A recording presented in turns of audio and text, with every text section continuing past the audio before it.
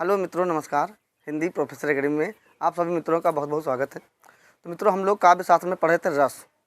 तो रस की परिभाषाएं, रस के अंग, ये सब देख चुके थे। इसकी 2 क्लासेस हो गई हैं।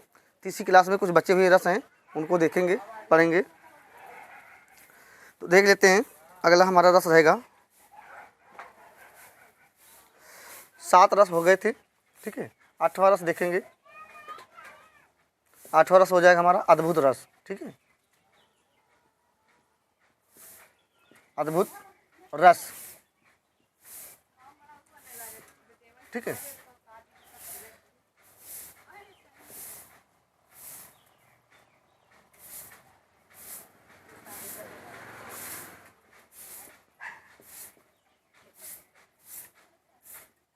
अद्भुत रस, ठीक है। परिभाषा मित्रों कैसे बनाएंगे, है ना।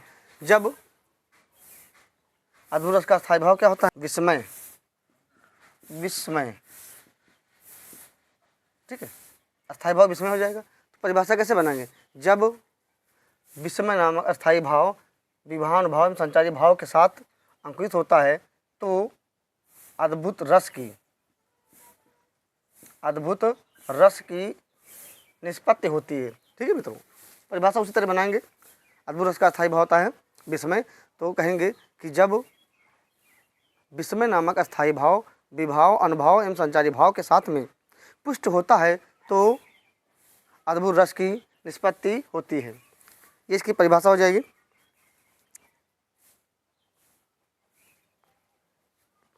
क्या हो जाएगा उदाहरण?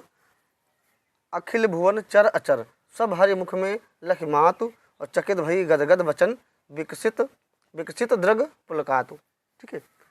तो इसमें बताया जा रहा है कि भगवान श्री कृष्ण के मुख में संपूर्ण ब्रह्मांड, है ना, चर अचर सब भगवान श्री कृष्ण के मुख में दे करके माता यशोदा, है ना, क्या हो गई? आश्चर्यचकित हो गई। चकित भई गदगद वचन विकसित द्रग पुलकात, है ना, द्रग पुलकात, यानी सब कुछ दे करके, विकसित दे करके, है ना, उनका शरीर क्या हो गया? पुलकित हो गया। तो ये उदाहरण देखेंगे। एक उदाहरण है, यहाँ वहाँ दुई बालक देखा, बहुत अच्छा उदाहरण है। यहाँ वहाँ दुई बालक देखा, यहाँ वहाँ दुई बालक देखा, मति भ्रम मोर की आन विशेखा। मति भ्रम मोर, मति नयन मूंदी सिर चरणन नावा। नयन मूंदी चरणन सिरुनावा, चरणन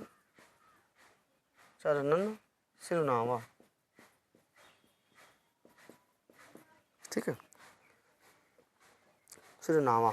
चलो देख लेंगे मित्रों। अद्भुत रस, इसका अस्थायी भाव करता है विस्मय। उदाहरण दे लेते हैं। अखिल भुवन चर अचर सब हरि मुख में लख मातु चकित भई गदगद वचन विकसित द्रग पुलकात, ठीक है। दूसरा उदाहरण हो जाएगा। ये पहला उदाहरण, अखिल भुवन चर अचर सब हरि मुख में लखी मातु और चकित भई गदगद वचन विकसित द्रग पुलकातु, पहला उदाहरण हो जाएगा। दूसरा हो जाएगा, यहाँ वहाँ दुई बालक देखा, है ना, यहाँ वहाँ दुई बालक देखा, यहाँ पे देखा होगा, ठीक है।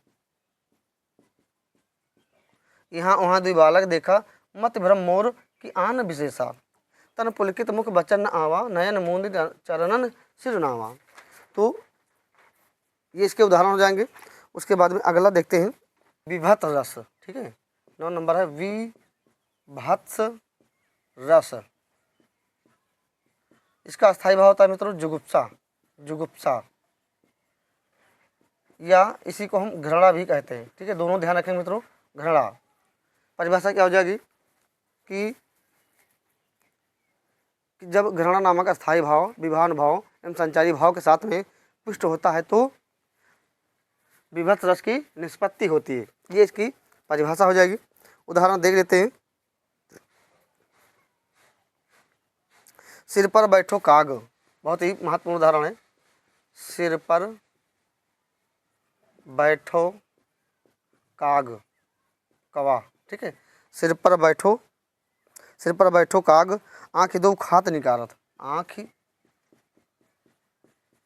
दो खात निकारत। सिर पर बैठो काग, आँख दो खात निकारत, खींचत जीबहि, खींचत जीबहि, है ना, जीभ खींच रहा है, खींचत जीबहि, खींचत जीबहि, स्यार अति, स्यार, स्यार अति,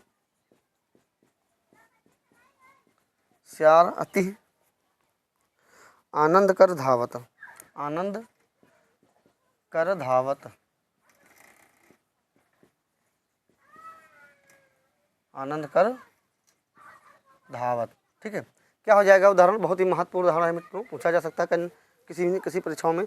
सिर पर बैठो काग आंख दो खात निकारत, है ना, सिर पर बैठा हुआ कावा आंख निकाल निकाल के खा रहा है। ठीक है, देखो विभत्स रस वहाँ पे होता है जहाँ पे सड़ी गली, है ना, वस्तुएं होती हैं उसको दर्शाया जाता है, वहाँ पे होता है।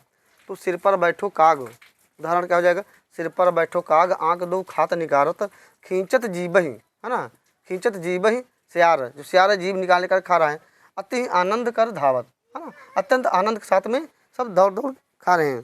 चलिए उसके बाद में 10 नंबर हम देख लेते हैं, वात्सल्य रस,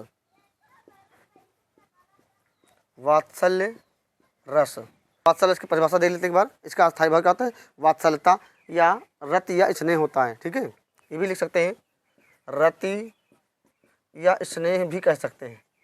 ठीक है, तो संतान अथवा शिष्य के प्रति उनके माता पिता या गुरु के हृदय में जो स्नेह उमड़ता है उसे ही वात्सल्य रस कहते हैं। ठीक है, ध्यान रखेंगे मित्रों।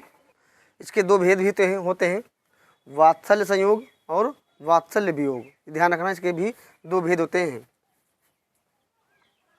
चलिए उदाहरण के बाद देखते हैं, बता देते हैं किसका, वात्सल्य रस का। ठीक है, वात्सल्य रस हम लोग देख रहे हैं, वात्सल्य रस। ठीक है, इसका अस्थायी भाव होता है वात्सल्यता, सल्यता या स्नेह। ठीक है, उदाहरण क्या हो जाएगा मित्रों, देख लेते हैं, श्याम गौर सुंदर दो जोरी, और निरख छवि जननी तृण तोरी, कबहूँ उछंग कबहूँ वर पलना, मात दुलारे कही प्रिय ललना। बहुत ही महत्वपूर्ण ये उदाहरण, ध्यान रखेंगे मित्रों। यहाँ पे वात्सल्य रस है। ठीक है, जो सूरदास जी के पद हैं वहाँ पे भी वात्सल्य रस हैं। ठीक है,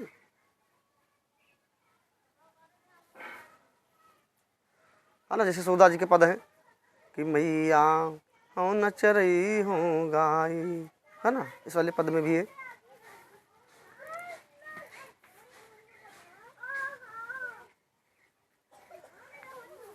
कभी सूरदास जी का एक पद है, किलकत कान घूटरुअन आवत, है ना, किलकत कान घूटरुअन आवत।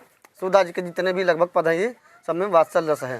ठीक है, उसके बाद में अगला हम देख लेते हैं, लास्ट वाला, ये 10 नंबर हो जाएगा। 11 नंबर का हमारा है भक्ति रस, भक्ति रस। इसका अस्थायी भाव देव विषयक रति। ठीक है, देव विषयक रति। ठीक है, भक्ति रस, है ना, जहाँ भक्त और भगवान के बीच में प्रेम होता है। ठीक है, जहाँ भक्त के हृदय में आराध्य के प्रति अनुराग तथा भक्ति उत्पन्न हो। ठीक है, परिभाषा दे देते, जहाँ भक्त के हृदय में, जहाँ भक्त के हृदय में, जहाँ भक्त के हृदय में आराध्य के प्रति, आराध्य ईश्वर के प्रति, आराध्य के प्रति, आराध्य के प्रति अनुराग तथा भक्ति उत्पन्न हो, अनुराग तथा भक्ति उत्पन्न हो, अनुराग तथा भक्ति, अनुराग तथा भक्ति उत्पन्न हो, उत्पन्न हो, वहाँ तो वहाँ भक्ति रस होता है, तो वहाँ भक्ति रस उत्पन्न होता है। ठीक है मित्रों, ये परिभाषा हो जाएगी भक्ति रस की। भक्ति रस का जो अस्थायी भाव है वो क्या होता है, देव विषयक रति। परिभाषा क्या हो जाएगी कि जहाँ भक्त के, जहाँ भक्त के हृदय में, है ना, आराध्य के प्रति, है ना, आराध्य मतलब जिसकी वो आराधना करता है, जहाँ भक्त के हृदय में आराध्य के प्रति अनुराग तथा भक्ति उत्पन्न हो तो वहाँ भक्ति रस उत्पन्न होता है ना, वहाँ भक्ति रस होता है। उदाहरण देख लेते हैं। असवन जल सींच सींच प्रेम बेली बोई, है ना, मीराबाई की पंक्तियाँ हैं। असवन जल सींच सींच,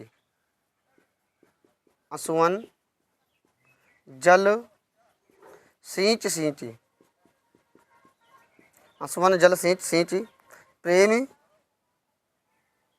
प्रेम बेली बोई, असवन जल सींच सींच, असवन जल सींच सींच प्रेम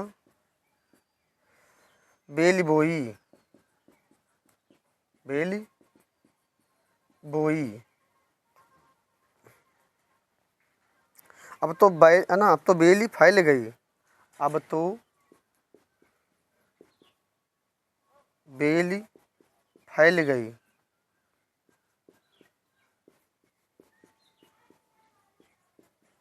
अब तो बेल